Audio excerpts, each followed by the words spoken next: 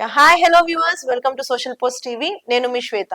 So ప్రస్తుతం మనతో పాటు స్టూడియోలో ఉన్నారు స్టాక్ మార్కెట్ అనలిస్ట్ జీవి సత్యనారాయణ గారు. నమస్తే సార్. నమస్తే. సో మనం ఫుడ్ అనేది ఎక్స్పోర్ట్ ఇంపోర్ట్ చేస్తూ ఉంటాం కదా సార్. సో దాంట్లో రీసెంట్ గా కోట్లలో ఒక స్కామ్ అనేది జరిగింది. మరి దీని యొక్క ప్రభావం స్టాక్ మార్కెట్ మీద ఎలా ఉండబోతుంది? ఇప్పుడు లేటెస్ట్గా సైబర్ క్రైమ్ ఏ విధంగా స్కామ్ జరుగుతుందో, ఏ విధంగా మోసపోతావో, మోసపోయిన తర్వాతే తెలుస్తుంది. ఇప్పుడు ఇది లేటెస్ట్గా ఒకటి జరిగింది. అది ఇప్పుడు లైవ్ అన్నమాట. లైవ్ కాదు, జరిగిన విషయం అది. ఎవరైతే ఒక ఆవిడ పాపం అంటే బాంబేలో ఉంటుంది. ఆవిడ ఆవిడ ఏజ్ 78. వాళ్ళ అమ్మాయి అమెరికాలో ఉంటారు. ఆ అమ్మాయి కోసానికి ఇప్పుడు జనరల్గా ఏం జరుగుద్ది అంటే, ఎవరైనా సరే మనం ఇప్పుడు ఇక్కడ ఉన్నాం, మన పిల్లలు యుఎస్లోనే ఎక్కడో ఉంటారు.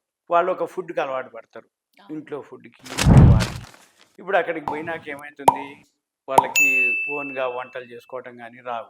ఎందుకంటే ఎడ్యుకేషన్ వరకు హాస్టల్స్లో ఉంటారు. ఎడ్యుకేషన్ అయిపోగానే క్యాంపస్ సెలక్షను లేదు, మంచి జాబ్ రాగానే మంచి ప్యాకేజ్ తోటి అబ్రాడ్ పోయేటప్పటికి వాళ్ళకంటూ వంటలు కానీ, పిండి వంటలు కానీ, పచ్చళ్ళు కానీ చేసుకోవటం రాదు. కాబట్టి ఇక్కడున్న వాళ్ళు అమ్మమ్మ అనుకో, నాయనమ్మ అనుకో, అమ్మ, వీళ్ళందరూ ఏం చేస్తారు, పర్లేదులేమ్మా మేము ఈ నుంచి పంపిస్తాం అని అంటారు. ఇప్పుడు ఈ మధ్య కాలంలో ఎన్ని మీకు అంటే కొరియర్లు అంటే పార్సిల్సే ఇవి. ఎన్ని ఉన్నాయంటే సుమారు నెంబర్ ఆఫ్ అనమాట. హైదరాబాద్ నిండా ఉన్నాయి. రోజు మీరు నెలకోసారి చూస్తే పేపర్లో ఒక పాంప్లెట్ వస్తుంది. ఏమని, ఏదో ఒక అంటే మీరు మీ ఇంటికే వస్తాం, పచ్చళ్ళు పొళ్ళు ఏమున్నా మేమే పార్సిల్ చేస్తాం, మేమే ప్యాక్ చేస్తాం, మీకు అడ్రస్ ఇచ్చేస్తే మేము కొరియర్ చేసేస్తాం. ఎక్కడికి, ఈ కెనడానా యుఎస్ఓ ఎక్కడికైతే అక్కడికి. మన వాళ్ళందరూ ఏం చేస్తారు, మన పిల్లలు అక్కడ కష్టపడుతున్నారు, సరే అక్కడ డాలర్లు, మనదో రూపాయలు, మనకి పెద్ద కాస్ట్ ఏం కాదు, మనకి పెద్ద ఖర్చు ఉండదు. రెండోది మనకు తెలిసిందే అంటే మనమేమి వేరే కొనకొచ్చేది ఏమి ఉండదు. ఇంట్లో వాళ్ళకి ఏంటంటే పెద్దోళ్ళు ఉంటారు కాబట్టి పిండి వంటలు అంటే ఇప్పుడు రేపు సంక్రాంతి వస్తుంది, మామూలుగా లేదు వాళ్ళది. ఏది హరిసలని, సకినాలని, ఏవైతే జంతికలని, ఇట్లా ఏవైతే మన పిల్లలకి పండగకి కావాల్సిన అన్ని పిండి వంటలన్నీ కూడా పంపిస్తాము అనుకుంటారు. అనుకొని ఏం చేస్తారు, స్టార్ట్ చేస్తారు. ఆ ప్యాకేజీలో కూడా పార్సిల్స్లో ఎట్లుంటుంది, 10 కేజీలు అయితే ఒక ప్రైసు, 15 అయితే ఒక ప్రైసు, 20 అయితే అంటారు. వీళ్ళు ముందు ఒక 5 కేజీలు 10 కేజీల వరకు అని అనుకుంటారు, కానీ పార్సిల్ అయ్యేటప్పటికి అది డబల్ త్రిబుల్ అయింది. అంటే 10 కేజీలు కాదు, కొంచెం వేలే, ఇంకొక కవర్ వేలే, ఇంకొంచెం వేలే అని యాడ్ చేస్తూ పోతారు. చివరికి ఇప్పుడు ఈ జరిగింది ఏదైతే యథార్థ సంఘటన ఉందో, ఆవిడ వాళ్ళ అమ్మాయి కోసం ఒక కొరియర్ వాళ్ళని మాట్లాడడం అయింది, పంపించడం జరిగింది. జరిగిన తర్వాత పోయిన తర్వాత నెక్స్ట్ డే రోజు మేము కొరియర్లో మీరు పంపించిండ్రు, ఆ కొరియర్లో మీరు పంపించడంతో పాటుగా దాంతో పాటు పాస్పోర్టు, క్రెడిట్ కార్డులు, 2000 యుఎస్ డాలర్లు క్యాష్ ఉన్నాయి. ఇవి ఏవైతే ఉన్నాయో ఇవి పోకూడదు, మీరు మనీ లాండరింగ్కి పాల్పడుతున్నారు అని వాళ్ళు ఈవిడకి ఫోన్ చేయడం జరిగింది. ఎప్పుడైతే ఈవిడకి మనీ లాండరింగ్ కేసులు ఇవన్నీ అనగానే ఒక విధమైన భయం పట్టుకుంది. భయం పట్టుకొని ఇదంతా జరిగింది అని చెప్పేసి మళ్ళీ వాళ్ళు ఏం చేశారు, మీరు ఇట్లా మనీ లాండరింగ్ చేస్తారు కాబట్టి కేసులు ఉంటాయి, స్టేషన్లు అవి అని భయపెట్టడం, బెదిరించడం.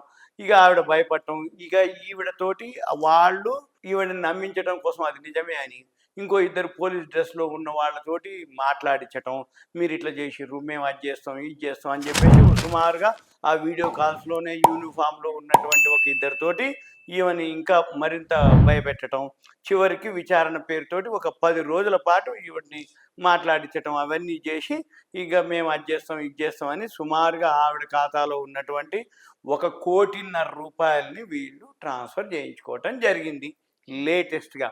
మరి ఇది మనకెట్లా తెలుసు, మనకెలా తెలుస్తుంది అని అంటే, ఆవిడ ఏం చేసింది, ఇప్పుడు మళ్ళీ మనం చెప్తాం మన ఇన్వెస్టర్లు ప్రికాషన్స్ ఏం జాగ్రత్తలు తీసుకోవాలో. అయితే ఎప్పుడైతే ఇది జరిగిందో, ఆవిడ జరిగిన తర్వాత అప్పుడు ఇంట్లో వాళ్ళకి చెప్పడం జరిగింది. ఎప్పుడైతే ఇంట్లో వాళ్ళకి చెప్పడం జరిగిందో అప్పుడు ఇంట్లో వాళ్ళు ఏం చేసిర్రు, మళ్ళీ పోలీస్ స్టేషన్ పోవటం, సైబర్ క్రైమ్ కంప్లైంట్ చేయటం చేసిర్రు. కానీ అప్పటికి జరగవలసిన నష్టం జరిగిపోయింది. సైబర్ క్రైమ్ ఏదైతే మోసం ఉందో జరిగిపోయింది. అయితే మనం ఏం చెప్తాము అంటే, ఒకవేళ మీకు ఏదైతే అనుమానం వచ్చినా, సపోజ్ ఇప్పుడు మనం పార్సల్ ఏదో పెట్టినాం, పంపించినాం, అయితే అసలు అది మనకు మనకు తెలుసు మనం డబ్బులు కానీ అట్లాంటివి ఏం పంపించాం, ఓన్లీ మనం ఫుడ్కి సంబంధించి పంపించినాం. వాళ్ళు ఏం చేసారు, ఇప్పుడు మిమ్మల్ని భయపెట్టడానికో లేదో ఉంటుంది, మన పరిస్థితి మనం ఏం పంపించినా మనకు ఐడియా ఉంటుంది. మనకు అటువంటిది అనుమానం కనుక వచ్చి ఉంటే సింపుల్గా ఏం చేయక్కర్లేదు, 1930, ఇప్పుడు మళ్ళీ పెన్ను నోట్బుక్ దగ్గర పెట్టుకోండి, ఈ వీడియో ఎవరైతే చూస్తున్నారో 1930 ఒక టోల్ ఫ్రీ నెంబర్ ఉంటుంది, వాళ్ళకి కాల్ చేయాలి. ఒకటి. నెంబర్ 2 cybercrime.gov.in ఉంటుంది, ఆ వెబ్సైట్కి వెళ్ళాలి. ఇదంతా దాంట్లో ఎంటర్ చేయాలి. మనకి సైబర్ క్రైమ్ వెబ్సైట్ తెలవదు, 1930 టోల్ ఫ్రీ, మనం ఏం చెప్తారో ఏం అడుగుతారో, మళ్ళీ మనం ఏమి ఇరుక్కోవాలనేమో అని భయం ఉంటుంది అనుకోండి, సింపుల్గా మన ఇంటి దగ్గరలో ఉన్నటువంటి పోలీస్ స్టేషన్కి వెళ్ళాలి. పోలీస్ స్టేషన్లో ఒక సెక్షన్ ఉంటుంది, ఇగో ఇలా ఇలా జరుగుతుంది, నన్ను ఇట్లా చేసినా, మా అమ్మాయికి ఇట్లా నేను పంపించిన, వాళ్ళు ఇట్లా నన్ను బెదిరిస్తున్నారు అని కనుక వాళ్ళకి చెప్తే వాళ్ళు ఏమంటే సలహా ఇస్తారు.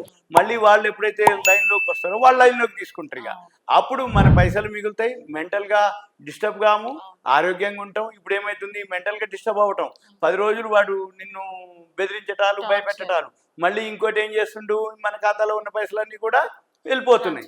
మరి ఆవిడ 78 ఏళ్ళు జీవితకాలం కష్టపడి వాళ్ళ అంటే భర్త అనుకో, పిల్లలనుకో, సంపాదించిననుకో, వాళ్ళ అమ్మ నాన్న ఇచ్చినాయి అనుకో, వాళ్ళ అత్త మామ ఇచ్చినాయి అనుకో, అన్ని పైసలు 1.5 కోటి పెట్టి ఇప్పుడు ఈ అమ్మాయి ఎక్కడికో పోయి అమెరికాలో, మరి ఆమె ఉద్యోగం ఉండి అంటే ఫ్యూచర్ కోసం పోయింది, మరి ఇప్పుడు పైసలు పోతే ఎవరు ఇవ్వాలి, ఎట్లా ఇవ్వాలి, ఎందుకు ఇవ్వాలి, ఇవన్నీ సమస్యలు. దాని బదులు మనం ఏంటంటే మీకు ఏమాత్రం అనుమానం వచ్చినా సింపుల్గా 1930కో మన దగ్గరలో ఉన్న పోలీస్ స్టేషన్కి వెళ్ళి ఈ విధంగా కనుక చెప్పినట్టయితే వాళ్ళే సరైనటువంటి సలహా, జాగ్రత్తలు చెప్తారు, ప్రికాషన్స్ ఉంటాయి. మన పని ఏంటిది అంటే మనం ఏమి తప్పు చేయనప్పుడు మనం ఎవరికి భయపడాల్సిన అవసరం లేదు, మన రూపాయలు పోగొట్టుకోవాల్సిన అవసరం అంతకంటే లేదు. ఈ మధ్య కాలంలో సైబర్ క్రైమ్ ఏ విధంగా జరుగుతుందో తెలియదు, జరిగిన తర్వాత ఇది సైబర్ క్రైమ్ అని నీకు తెలిస్తే ఉపయోగం లేదు. ఇది కథ.